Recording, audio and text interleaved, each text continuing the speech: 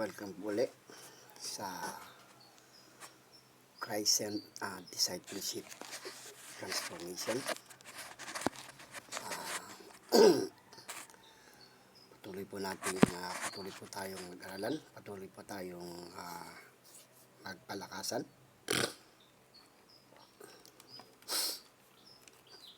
Atin pong talakayin ngayon ang magatang all things work together for good po. Sa aklat po ng Roma, ganito po ang ating mabasa sa Roma chapter 8 verse 28. And we know that all things work together for good to them that love God, to them who are called according to His purpose. Sa Tagalog, at nalalaman natin na ang lahat ng mga bagay ay nagkakalakip na gumagawa sa ikabubuti ng mga nagsisiibig sa Diyos, sa makatuwid baga yung mga tinawag alinsunod sa kanyang nasa. Minsan sa buhay natin, sa araw-araw o sa mundong ito na ating ginagalawan, may mga bagay, may mga pangyayari na hindi natin kayang ipaliwanag o maintindihan. Na tanging ang may likha lamang ang siyang may akda at naghanda ng mga pangyayari at mga mangyayari ayon sa kanyang ipinaghanda. Kukuha po tayo ng mga ilang tauhan sa banal na kasulatan at mga pangyayari na ang Diyos ang naglaan sa mga pangyayari sa kanilang buhay. Una na po dito ay si Jose. Sa mga nakakaalam na po sa buhay ni Jose, madali na nilang maunawaan ang mga bagay na nais ipahiwatig ng Diyos. Sa mga hindi pa alam ang tungkol kay Jose, hayaan niyo po na mabigyan ko kayo ng kahit konting ideya o kaalaman tungkol kay Jose. Si Jose ay taong mapanaginipin at pinapatnubayan ng Diyos. Siya sa 13 magkakapatid na anak ni Jacob. Isa si Jose, isa sa 12 lipi ng Israel. Mahal na mahal siya ni Jacob na kanyang ama. Inggit na inggit at galit sa kanya ang kanyang mga kapatid. Ipinagbili siya ng kanyang kapatid. Si Potifar na taga-Ehipto ang nakabili kay Jose.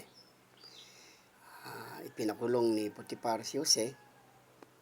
Si Jose ay naging gobernador ng buong Ehipto. Noong gobernador na si Jose sa buong Ehipto, natakot kay Jose ang kanyang mga kapatid.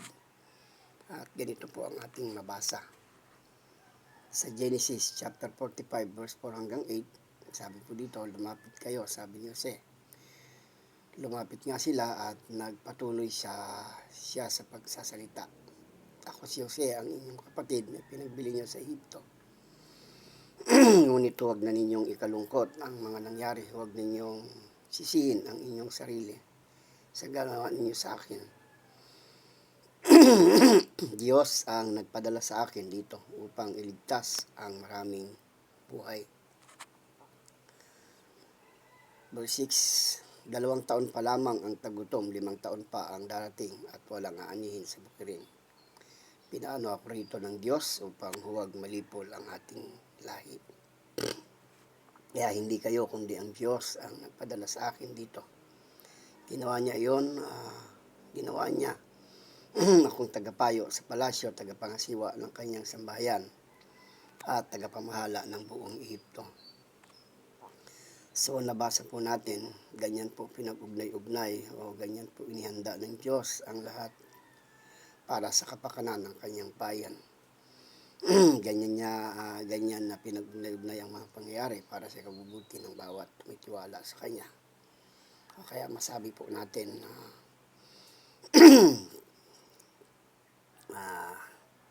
all things talaga, work together for good.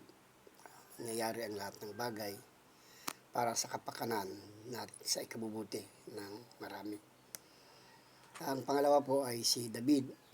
Si David ay bunso sa 8 magkakapatid, no, sa mga anak ni Jesse. Si David ay pinili at itinalaga ng Diyos na maging kahalili ni Haring Saul.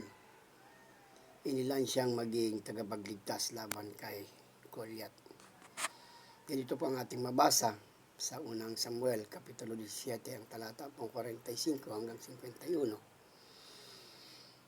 Sumagot si David, ang dala mo ay tabak sibat, pangtusok, ngunit lalabanan kita sa pangalan ni Yahweh, ang makapangyarihan Diyos ng Israel na hinahamak. Ngunit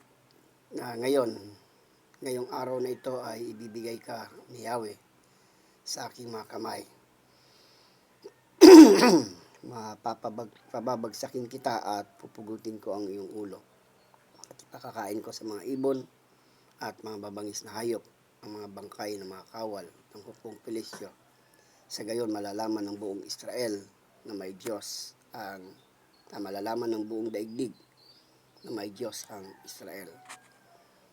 At makikita ng lahat na narito na makapagliligtas si Yahweh na kahit walang tabak at sibat.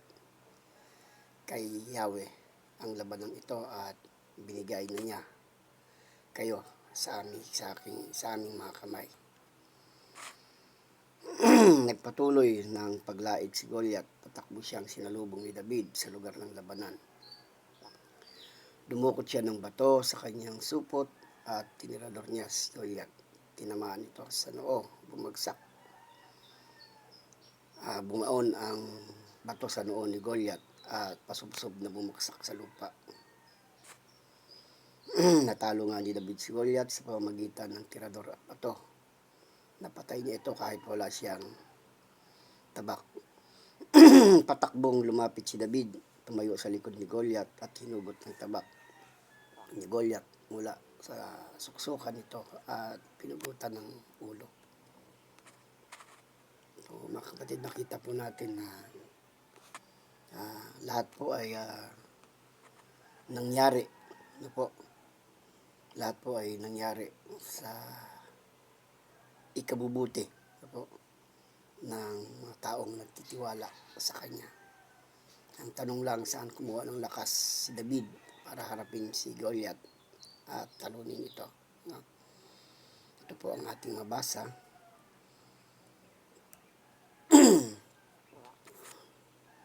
No?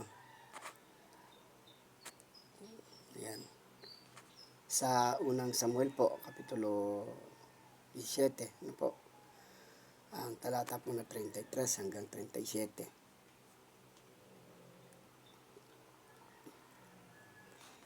Sinabi ni Saul, hindi mo kaya ang Pilisteo iyon, bata ka pa. Samantalang siya ay mahusay na mandirigma mula sa kanyang kabataan.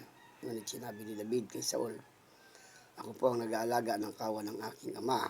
Kapag ang isa sa mga tupang inalagaan ko ay tinatangay ng leon o oso, hinahabol ko po ito at inaagaw ang tupa.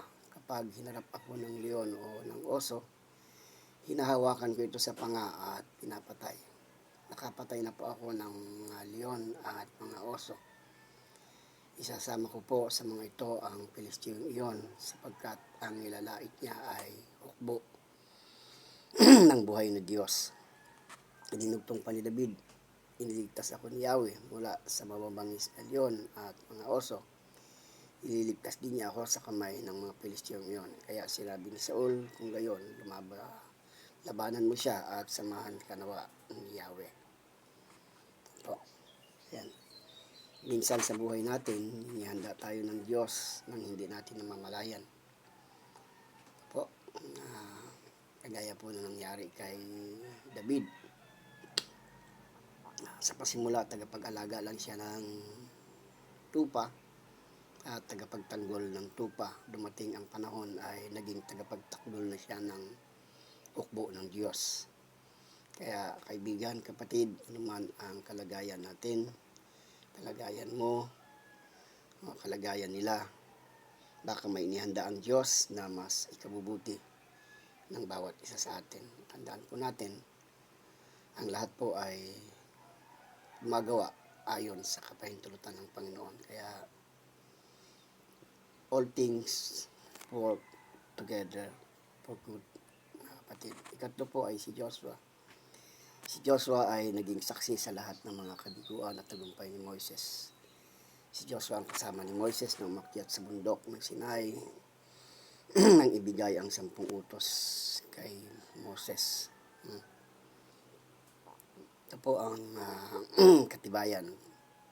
Exodus chapter 32 verse 15 to 17.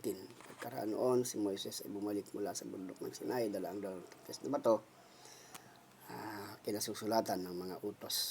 Ang Diyos mismo ang gumawa ng mga tapyas na bato na nag-ukit ng mga utos na nasusulat doon. Nang pabalik na sila, narinig ni Joshua ang sigawan ng mga tao. Sinabi niya kay Moises, may ingay ang labanan sa kampo. So, si Joshua po ang kasama ni Moses. Si Joshua ay tinuring na isa sa dakilang general sa kanyang kapanahunan. Kinilala siya sa kanyang katapatan, sa kanyang pagsunod sa Diyos.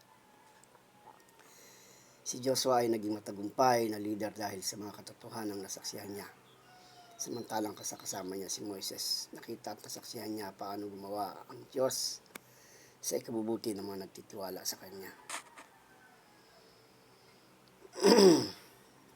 Kaya iba mga kapatid, yung ikaw ang nakasaksi, nakita mo ang lahat po, napatunayan mo sa iyong sarili kasi ikaw ay nakakapag desisyon o nakapagpapatuloy, meron kang lakas po. So lahat po ng bagay ay ginagawa ng Panginoon para sa ikabubuti po. Kaya ganito po ang sinabi ni Moises ng mga huling sandali ng kanyang mga tagubilin. And if it seem evil unto you to serve the Lord, choose you this day whom ye would serve, whether the gods which your father served, that were on the other side, on the flood of the gods of the Amorites, in whose land we dwell. But as for me and my house, we will serve the Lord. Po. Sa Tagalog, at kung ayaw ninyong maglingkod kay Yahweh, pumili kayo ngayon kung sino ang inyong paglilingkuran. Ang mga Diyos na pinaglingkuran ng inyong mga ninuno sa Mesopotamian, o ang mga Diyos-Diyosan ng mga Amoryo na sinamba dito sa lupang iyon tinitirahan. Ngunit para sa amin at sa aking sambahayan, kay Yahweh kami maglilingkod. So nabigyan po ng pagkakataon. Ang lakas po na nagbigay kay Moises ay yung makita niya ang mga bagay na ginawa ng Diyos kay Moises.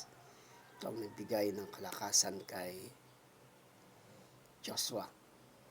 Kaya nakita natin na gumawa ang Diyos kay Moises at nagpatuloy kay Joshua.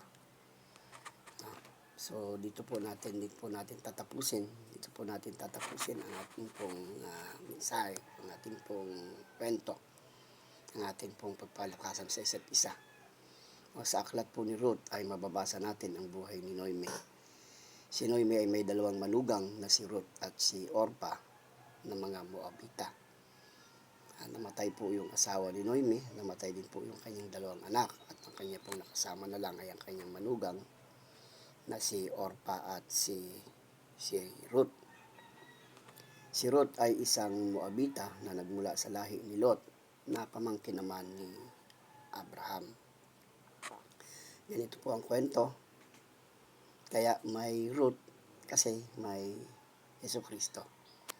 Basahin po natin. Sinabi ni Noemi kay Ruth, ang bilas mo ay nagbalik na sa kanyang bayan at sa kanyang mga Diyos-Diyosan. Umuwi ka na rin. Sumagot si Ruth, huwag po ninyong hilingin na iwan ko kayo. Hayaan na ninyo akong sumama sa inyo, saan man kayo pumunta. doon ako pupunta. Kung saan kayo tumira, doon din ako titira. Ang inyong bayan, ang aking magiging bayan, at ang inyong Diyos, ang magiging aking Diyos. Kung saan kayo mamatay, doon ako mamatay at doon din ako malilibing. Parusahan sana ako ni Yahweh na pinakamabigat na parusa kung papayagan kong magkalayo tayo, maliban na lamang kung paghiwalayin tayo ng kamatayan. So mga kapatid, makita po natin yung paninindigan ni Ruth, no? So kung hindi po nanindigan si Ruth, walang Jesus Christ. So ang paninindigan po natin mga kapatid sa isa't isa ay mahalaga. Ang pananaw po natin sa isa't isa ay mahalaga. Sabi nga ng kasabihan na narinig ko, ang umaayaw ay di nagwawagi at ang nagwawagi ay di umaayaw. Kagaya po ni Ruth, nanindigan at kanya pong pinatunayan sa kanyang sarili, sa kanyang biyanan at sa Diyos po. Kaya naman sa kanilang paglalakbay, ganito pong nangyari na pangasawa ni Boaz si Ruth. Napangasawa nga ni Boaz si Ruth at umuwi sa kanyang tahanan. Pinagpala ni Yahweh si Ruth, kaya ito ay nagdalang tao at nanganak ng isang lalaki. Maalala ko lang po mga kapatid, kung meron po kayong mga Biblia, encourage po kayo na basahin niyo ang Biblia. Kasi yung pag-aasawa po dito ni Ruth at ni Boaz ay makikita po natin na hindi lang po siya basta init lang ng katawan. So pinapakita po rito ang pananagutan.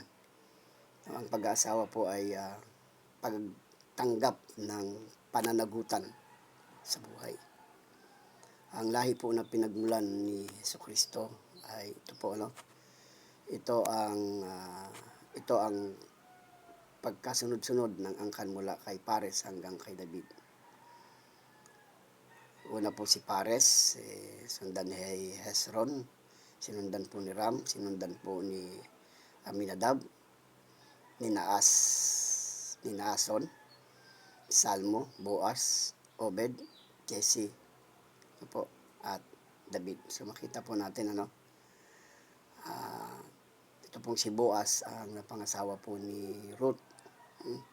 Naging anak po nila si Obed, at si Obed naman po ay naging anak si Jesse, at si Jesse po ang naging tatay ni David, at si David po ay naging hari ng Israel, at kay David po dumaloy ang angkan ni Jesus Christ, at ang kabutihan po ni Jesus Christ ay dumaloy naman sa bawat isa sa atin. So mga kapatid, ang mga pangyayari po ay pinag-ugnay-ugnay at masasabi po natin na all things work together for good. So gumagawa po ang lahat, ginagawa po ng Diyos ang lahat para sa kapakanan mo, para sa kapakanan ko, para sa kapakanan natin lahat. Kaya mga kapatid, kung ano man ang nagaganap sa iyo ngayon, ano man ang nagaganap sa iyong buhay, sa iyong komunidad, sa iyong barangay, sa iyong city, sa iyong bansang Pilipinas o sa buong mundo, huwag po natin palaging kalilimutan. All things works together for good. Samahan mo po ako sa panalangin. Dakila at makapangyarihang Diyos, maraming salamat po sa iyong patuloy na paggabay, pag-iingat, kalakasan, sa iyong paglingap, sa iyong pagkalinga sa bawat sa amin, at iyong ginagawa ang lahat ng bagay para sa aming kapakanan. Ang lahat po Diyos ng papuri at pasasalamat, binabalik ko po sa iyong dakilang pangalan, sa pangalan ni Jesus. Amen. Pagpalain po tayong lahat ng ating Panginoon. God bless you.